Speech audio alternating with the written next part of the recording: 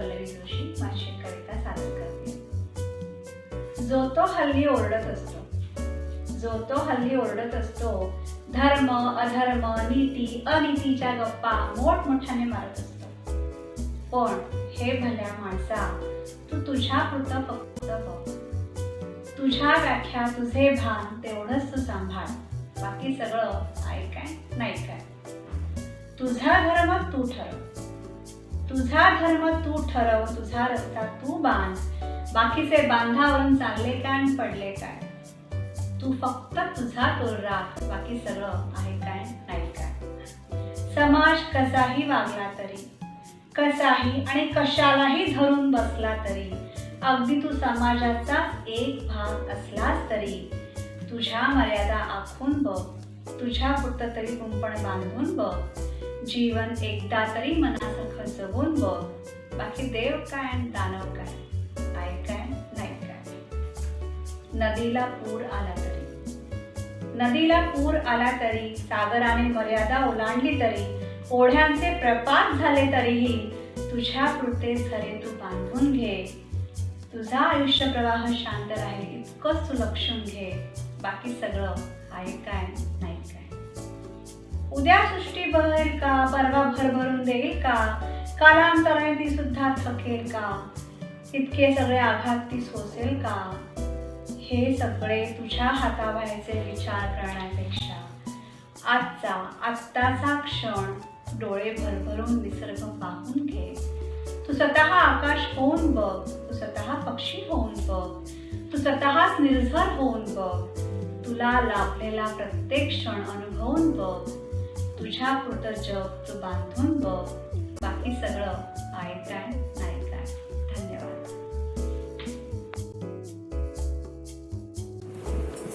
नमस्कार मंडळी, आपल्याला शब्दांचं सामर्थ्य माहीतच आहे। शब्द आहेत म्हणून भाषा आहे, आणि भाषा आहे म्हणून संवाद आहे। खरं तर आपल्या जन्मापासूनच विविध स्वरांनी बनलेले शब्द आपल्या जाणीवा वाढवायला सुरुवात करतात आणि मग आयुष्यभर आपली सोबत करतात। तर त्याविषयी एक काव्यरचना, या निवांत वेळी। या निवांत वेळी चला मंडळी वळूनी बघूया मागे, या निवांत वेळी चला मंडळी वळूनी बघूया मागे, का कसे अन कधी झाले आपुले शब्द प्रेम हे जागे। बघू बालपणातील आठवणींच्या बसून झुल्यावरती, बघू बालपणातील आठवणींच्या बसून झुल्यावरती, ती कुठली रचना अर्थगर्भ मन स्पर्शून गेली होती। जणू अलिबाबाच्या गुहेत शिरलो शिकलो जेव्हा अक्षर, जणू अलिबाबाच्या गुहेत शिकलो जेव्हा अक्षर, किती शब्द छटांनी केले जगणे आपुल्यासाठी सुंदर। षड रिपू गोंदले मनपटलावर कथा कुणाची वाचून, षड रिपू गोंदले मनपटलावर कथा कुणाची वाचून, कधी झरले डोळ्यान वाटे तर कधी दुःख राहिले साचून। मग वपू वाटले प्रिय जगाचे भान नव्याने येता, मग वपू वाटले प्रिय जगाचे भान नव्याने येता, पण निर्मळतेने हसलो फुलांच्या नजरेतून जग बघता। जरी वाचून गोष्टी गूढ जियेंच्या अवगत झाली सृष्टी, जरी वाचून गोष्टी गूढ जियेंच्या अवगत झाली सृष्टी, तरी नेमाड्यांच्या मार्मिकतेने बदलून गेली दृष्टी। किती सुंदर कविता लिहिती शांता आणि इंदिरा संत, किती सुंदर कविता लिहिती शांता आणि इंदिरा संत, कल्लोळ उठे कधी हृदयातून कधी वाटे उदात्त शांत। शब्दांना सखोल अर्थ सांडू नये व्यर्थ ही अमृतवाणी, शब्दांना सखोल अर्थ सांडू नये व्यर्थ ही अमृतवाणी, कधी मृदू तर कधी कटू दुधारी तलवारीचे पाणी। या अगम्य काळी शब्दच देतील जगण्याला आधार, या अगम्य काळी शब्दच देतील जगण्याला आधार। गुंफूया शुभेच्छा फुले अर्पूया शारदेस साभार. धन्यवाद. नमस्कार. मी तुम्हाला एक कविता म्हणून दाखवणार आहे. कवितेचं नाव आहे वेणू दिगंतरी वाजे आणि कवी आहेत श्याम म्हस्कर. जग उजेडाचे वेडे कोंब अंधारात दडे. जग उजेडाचे वेडे कोंब अंधारात दडे. फळाफुलांचा डोंगर फळाफुलांचा डोंगर वृक्ष जाणीवांचे मडे वृक्ष जाणीवांचे मडे. सुख अज्ञानात फार सुख अज्ञानात फार सर्व शांतीचे आभार. सरे पतंगाची नशा उरे एकांत साकार उरे एकांत साकार. वल्गनांचे ना पहाड वल्गनांचे ना पहाड वाचाळता वाटे चाड वाचाळता वाटे चाड. खरे खोटे पृष्ठभागी खरे खोटे पृष्ठभागी स्वप्न उरे एक वाड स्वप्न उरे एक वाड.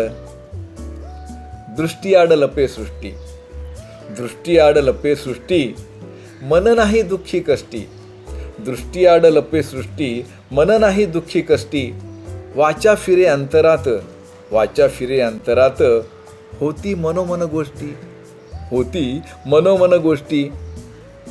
सुष्ट पुंडनी सज्जन सुष्ट पुंडनी सज्जन एकरूप माती होन एकरूप माती होन.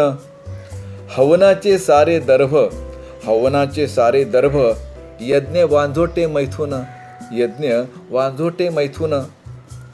रोज गाठाया सूर्यास्त रोज गाठाया सूर्यास्त लाख हात होती व्यस्त रोज गाठाया सूर्यास्त लाख हात होती व्यस्त.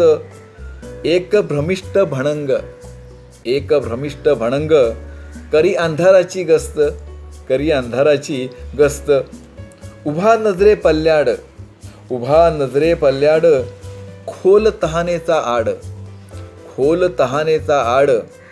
आकाशात लाख अश्रू आकाशात लाख अश्रू नाही रडाया सवड नाही रडाया सवड.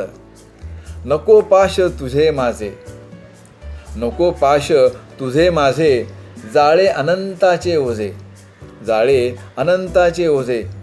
घेऊ निराकारी झेप घेऊ निराकारी झेप वेणू दिगंतरी वाजे वेणू दिगंतरी वाजे वेणू दिगंतरी वाजे. धन्यवाद.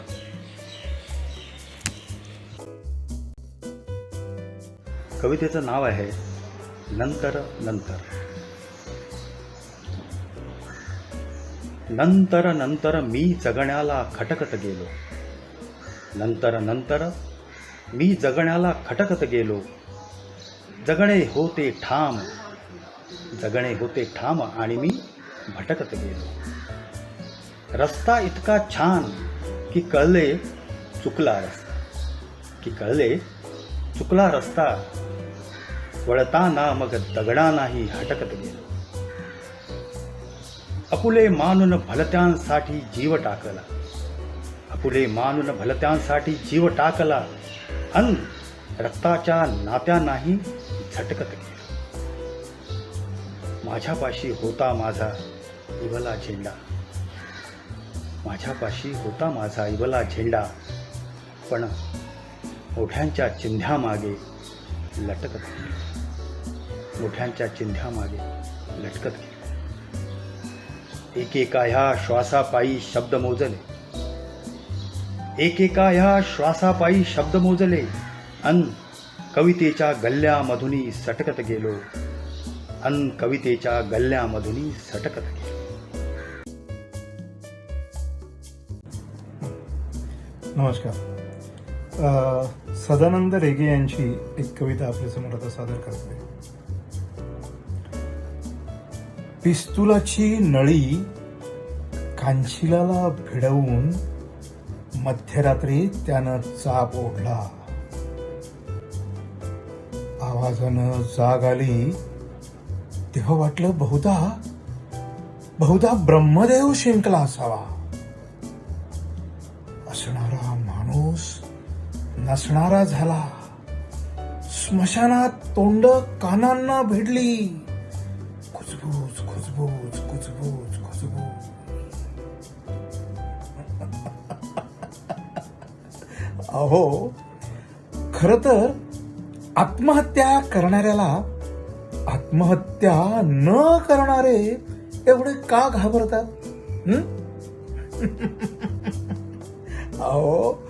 अहो खर तर आत्महत्या करणारा आत्महत्या करीतच नाही.